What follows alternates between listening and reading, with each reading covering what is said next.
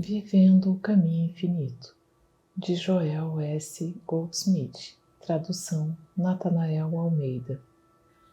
Capítulo 5. Deus como Lei em Operação. Provavelmente, a ideia de que mais gostamos de nutrir é a ideia de Deus como amor. Cerca de 400 anos antes do nascimento de Jesus, Sócrates reconheceu que o amor de Deus é conhecido por sua lei. Em algum momento de nossa jornada espiritual, torna-se necessário ponderar a ideia de Deus como lei e, ao fazê-lo, descobrimos que devemos dar grande atenção a essa ideia, se quisermos levar nossas vidas em harmonia, plenitude e perfeição, na unidade ou união com a verdade, com o amor. A ciência da eletricidade é regida pela lei da eletricidade, e ninguém configura um sistema de fiação elétrica sem primeiro conhecer essa lei, porque qualquer violação dessa lei deve resultar num ferimento de alguém. Quão verdadeira também é a lei que é Deus. Muitas pessoas estão tentando viver sem harmonizar suas vidas com a lei de Deus, e os resultados são realmente tristes. O desrespeito à lei de Deus causa sofrimento devido ao pecado, doença, discórdia e desarmonia.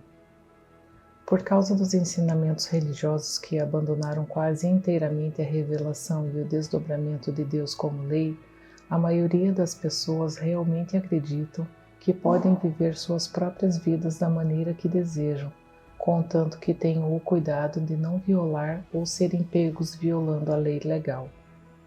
Eles não percebem que existe uma lei em operação, muito maior e mais poderosa do que qualquer lei já escrita nos estatutos de qualquer nação. Eu estava pensando nisso recentemente em relação ao perdão. Surgiu uma ocasião em que o perdão estava quase fora de questão, e independentemente de todo o desdobramento e compreensão que tinha sido dado através dos escritos do Caminho Infinito, parecia não haver maneira de trazer o perdão para essa situação.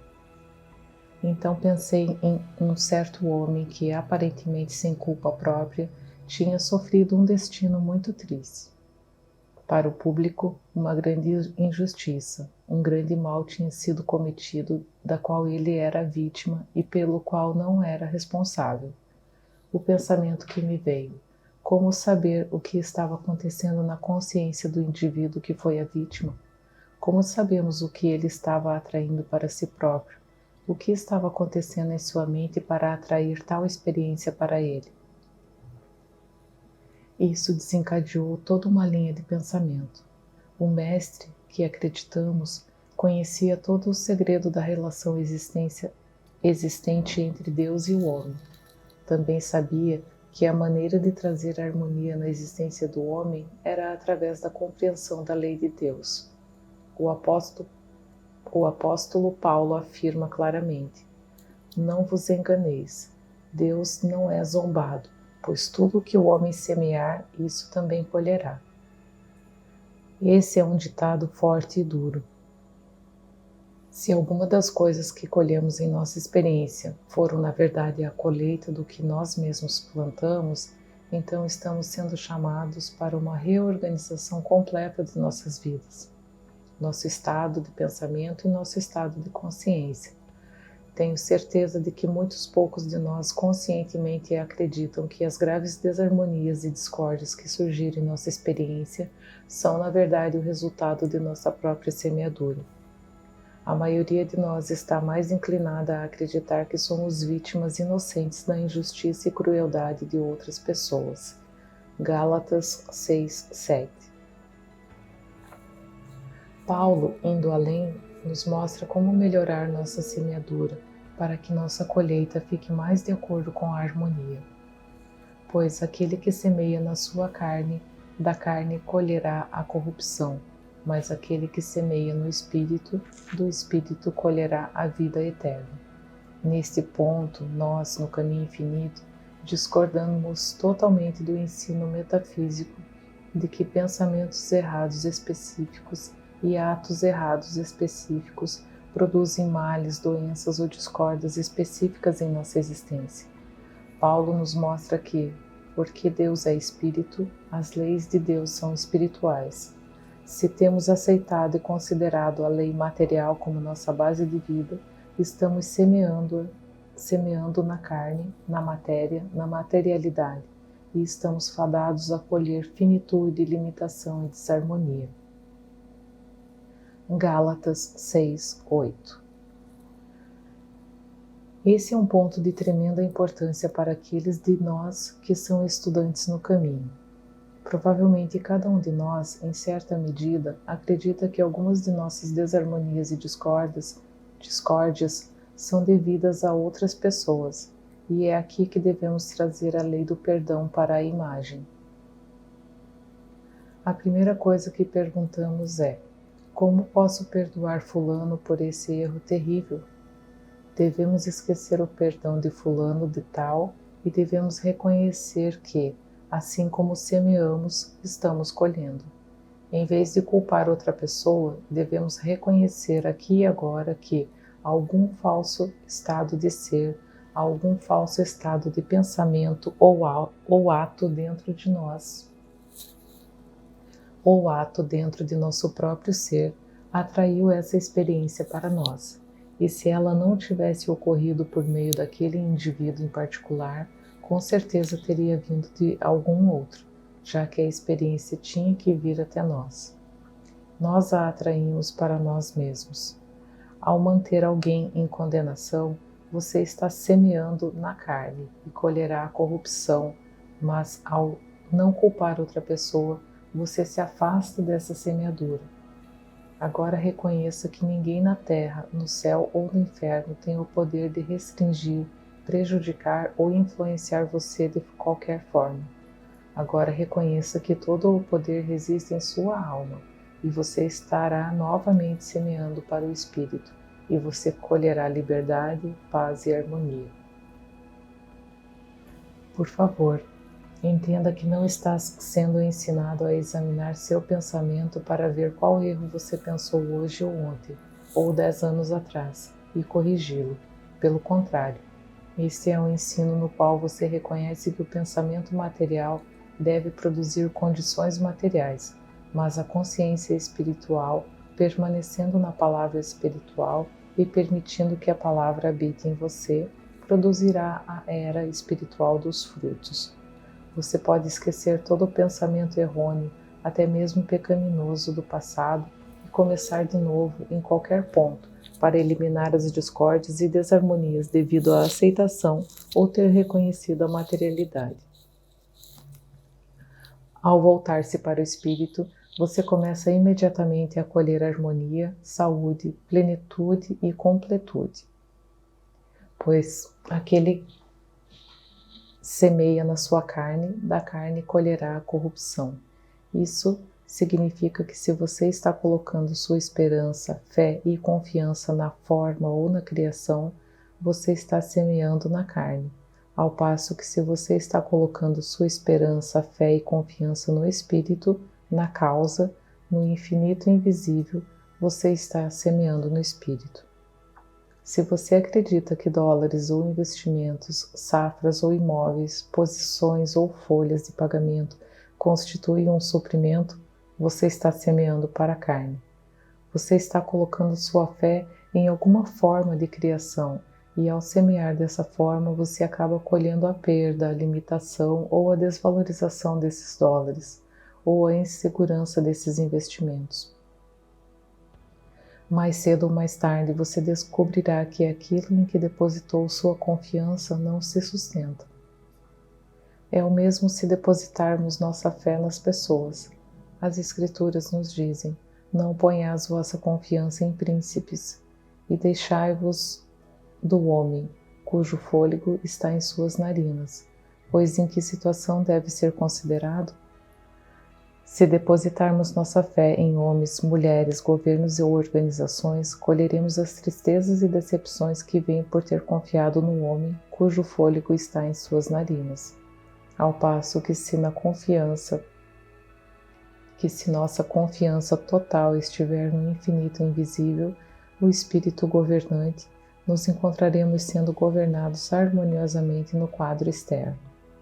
Devemos sempre ter pessoas de confiança e confiáveis em posições de responsabilidade, mas em vez de recorrer a elas em busca de integridade, lealdade e fidelidade, devemos olhar para o Espírito que as anima e a todas as pessoas para desempenhar suas funções. Salmos 146, 3, Isaías 2, 22. Se olharmos para o homem em busca de misericórdia, justiça ou apreço, mais cedo ou mais tarde alguém falhará conosco.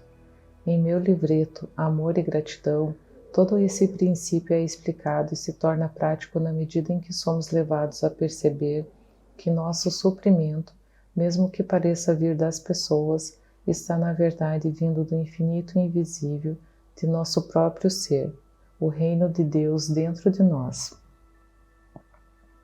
Se mesmo enquanto aceitamos nosso suprimento, dinheiro, de empregadores ou investimentos, nosso amor de marido, esposa, filhos ou amigos, reservarmos um lugar dentro de nossa consciência para a realização, sim, mas minha dependência não está lá fora, uma vez que sei que o reino de Deus está dentro de mim e é a fonte do meu suprimento e amor.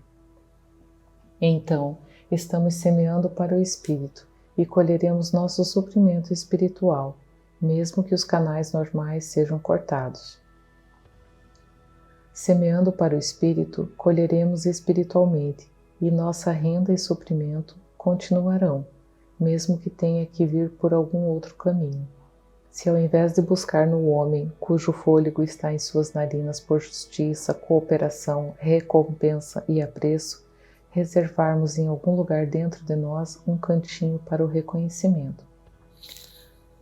Sim, eu recebo o meu reconhecimento, minha recompensa, meu apreço e minha gratidão de Deus do fundo da alma dentro do meu ser.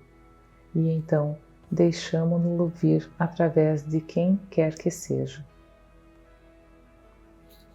A apreciação, recompensa, gratidão, amor e suprimento nunca serão negados, e se aqueles que podem ser os meios atuais deles forem removidos, seus lugares serão ocupados por outros.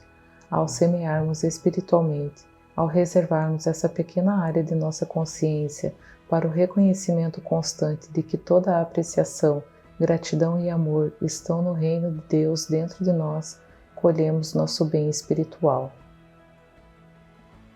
Todos nós temos sido vítimas inocentes do calendário, porque realmente acreditamos que a cada dia e a cada ano que é arriscado, envelhecemos e que o corpo perde um pouco de sua força, vitalidade e vontade.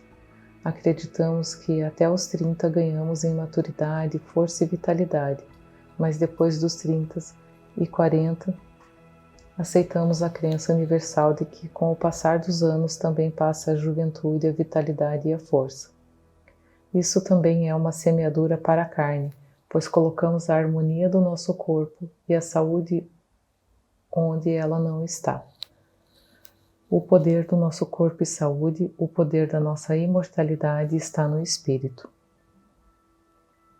Quando percebermos que esse Espírito infinito ou alma realmente governa e controla nossas capacidades físicas e mentais, nunca as perderemos. Eles serão mantidos por toda a eternidade. Não haverá tal coisa como um corpo ou mente se desgastando aos 50 ou aos 60 anos. Desgastamos ao aceitar a crença de que o poder da vida, da saúde e da força está no corpo.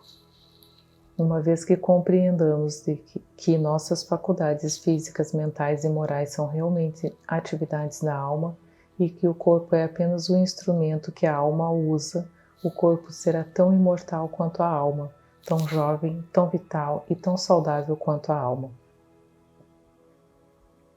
O perdão também é uma lei de Deus. O Mestre deixou bem claro que devemos perdoar até mesmo nossos inimigos, aquele que nos odeiam e nos perseguem, aquele que nos usam de forma maldosa, e se necessário, devemos perdoá-los 70 vezes 7. Aqui está uma lei de Deus, que cada um de nós tem violado. Não perdoamos nossos inimigos e certamente não perdoamos 70 vezes 7. O perdão é uma das leis importantes mencionadas com tanta frequência nos ensinamentos do Mestre.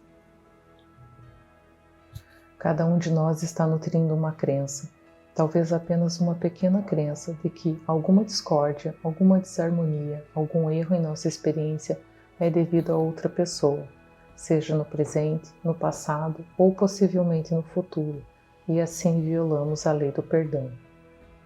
Não podemos violar a lei de Deus sem sofrer por isso.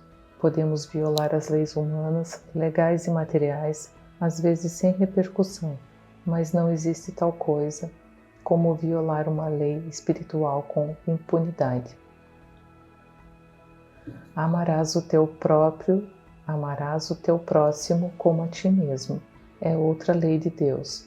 Ao pensarmos em nossas experiências do passado e do presente, descobriremos que existem muitas maneiras pelas quais um amor maior pelo próximo, considerando o aspecto mais amplo e espiritual da palavra próximo, poderia fluir de nós.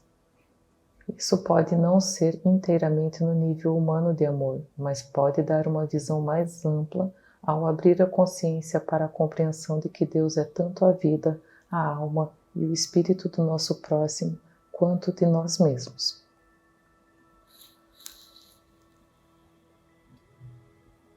No momento em que começamos a ver Deus como o princípio animador de todos os homens, estamos amando o nosso próximo, como a nós mesmos.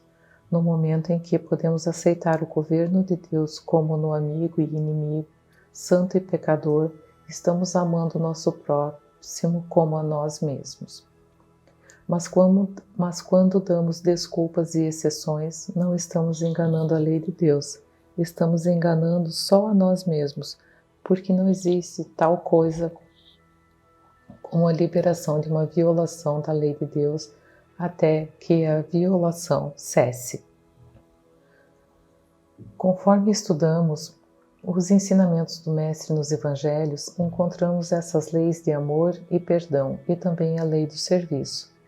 Porque eu tive fome e deste-me de comer, eu tive sede e deste-me de beber. Eu era um estrangeiro e me acolhestes, despido e me vestistes. Eu estava enfermo e me visitastes. Eu estive preso e fostes até mim. Senhor, quando te vimos com fome e te alimentamos, ou com sede e te demos de beber, e quando nós te vimos estrangeiro e te acolhemos, ou despido e te vestimos, e quando vimos enfermo ou na prisão, fomos visitar-te?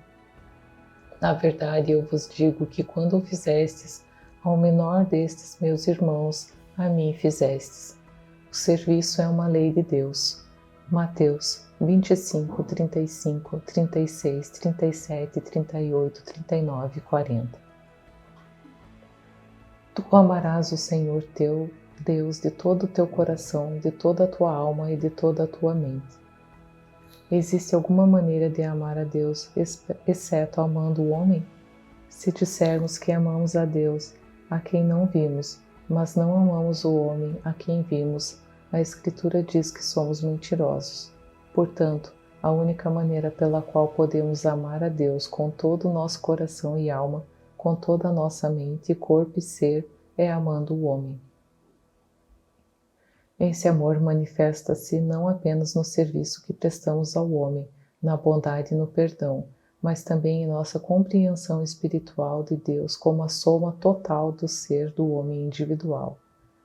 Quanto mais podemos perceber que Deus é a lei do nosso próximo, Deus é a alma, a substância e a influência governante, o princípio de apoio e fornecimento de nossos semelhantes, mais estaremos amando o nosso próximo como a nós mesmos e ao mesmo tempo amando a Deus. Mateus 22, 37.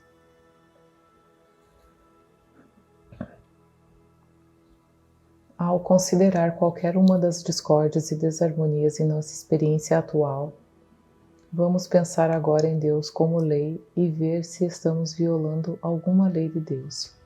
Se descobrirmos que não cumprimos suficientemente a lei do amor ou a lei do perdão, não devemos ser muito críticos de nós mesmos, mas reconhecer que é aí que caímos e neste momento reconhecer que na medida em que Deus é a alma de cada indivíduo, não temos nada a perdoar. E além disso, se nada em nossa consciência tivesse atraído essa desarmonia, não poderia ter acontecido. Esse é o maior ato de perdão que existe e traz a maior libertação. Em vez de nos entregarmos à autocondenação pelas faltas que detectamos em nós mesmos, em vez de nos julgarmos pela violação das leis de Deus, vamos antes começar imediatamente a perceber que Deus é a lei para o nosso ser, e que qualquer confiança ou fé em qualquer lei fora de Deus, mortal, material, saúde ou lei médica, acaba de representar nossa ignorância da verdadeira lei. Agora chegamos a uma das leis mais importantes que alguma vez conhecemos. Não existe tal momento como ontem. Não existe tal coisa como a penalidade por um erro de ontem. A única penalidade é pelo erro deste minuto. Se neste minuto estamos colocando fé na lei material, então estamos pagando a penalidade por essa fé. Se neste momento não estamos exercendo a lei do perdão, é nesse momento que estamos sob penalidade. É apenas pelos pecados deste momento, nunca pelos pecados de ontem, já que não existe ontem e, portanto, nada do que aconteceu ontem tem lugar em nossa experiência hoje. Somente se nosso ontem foi feito de uma confiança na lei espiritual, colheremos hoje os benefícios da lei espiritual. É a única vez que o ontem se torna uma parte viva e vital do hoje. A semeadura espiritual que fizemos ontem está nos dando colheita espiritual e harmoniosa de hoje e de amanhã. A semeadura material de ontem não tem poder, exceto quando transportamos essa ignorância de ontem para hoje. 2 vezes 2 são 4. Pode ter havido 1000 ontem em que acreditamos que 2 vezes 5. Pode ter havido 1000 ontem em que acreditamos que 2 vezes 2 são 5, mas não há penalidade uma vez que aceitamos e reconhecemos nosso erro. Cada penalidade por nossa ignorância de ontem, cada penalidade por semeadura material é eliminada no momento do reconhecimento de que a lei de Deus é a nossa influência governante. A qualquer momento podemos começar nossa semeadura espiritual e no momento seguinte começar a colheita espiritual, porque em Cristo não há 4 meses para a colheita. Em Cristo, a colheita está no solo antes da semente ser plantada. Antes de eles chamarem, eu irei responder, e enquanto eles estiverem ainda falando, eu ouvirei. A colheita espiritual começa no momento em que reconhecemos o Espírito como a influência governante de nossas vidas. Não estaremos mais limitados pela lei material ou mortal, ou mesmo pela lei humana de fazer o bem com o bem e o mal com o mal. Nossa existência será livre de escravidão e penalidade. João 4,35, Isaías 65,24. O Mestre deu ainda outra lei de Deus quando disse: tudo o que ligardes na terra será ligado no céu, e tudo o que desligardes na terra será desligado no céu. Ao manter alguém ou qualquer coisa em condenação, você está se amarrando na condenação. Perceba que você é uma unidade completa e perfeita, conscientemente um com o Pai, e tudo o que o Pai tem é encontrado saindo através de você para o mundo.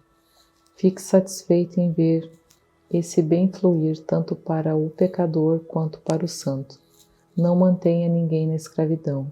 Liberte todos e você encontrará sua liberdade em Deus, em Cristo. Ao reconhecer Deus como a fonte de sua vida, das qualidades e atividades de seu corpo, a fonte de seu amor e suprimento, até mesmo a fonte de seus poderes de perdão, você está semeando para o Espírito. Mas lembre-se de que toda vez que você nutre alguma fé ou medo na criatura, você está, nesse grau, negando o poder do Criador e, nesse grau, semeando para a carne. Mateus 18:18. Você é chamado a colocar sua esperança, sua fé, sua confiança, sua segurança e sua totalidade no Espírito, no infinito e invisível, em vez de nas muitas formas em que o invisível aparece. À medida que você aprende a retirar sua fé e seu medo do mundo externo e colocar toda a sua confiança no infinito e invisível, você está semeando para o Espírito e realmente colherá a vida eterna. Ao ponderar a ideia de Deus como lei, você verá que não há como apelar a Deus ou orar a Deus, esperando algum benefício de Deus. Isso seria uma violação da lei espiritual e mesmo Deus não pode violar sua própria lei. Portanto, devemos aprender a não tentar trazer Deus até nós, moldá-lo de acordo com nossa vontade e capricho, mas devemos buscar entender sua lei e vontade e nos colocar em harmonia com ela. Como Abraham Lincoln afirmou uma vez, não estou tão preocupado em saber se Deus está do meu lado, mas em ter certeza de que estou do lado de Deus. Então, isso é conosco.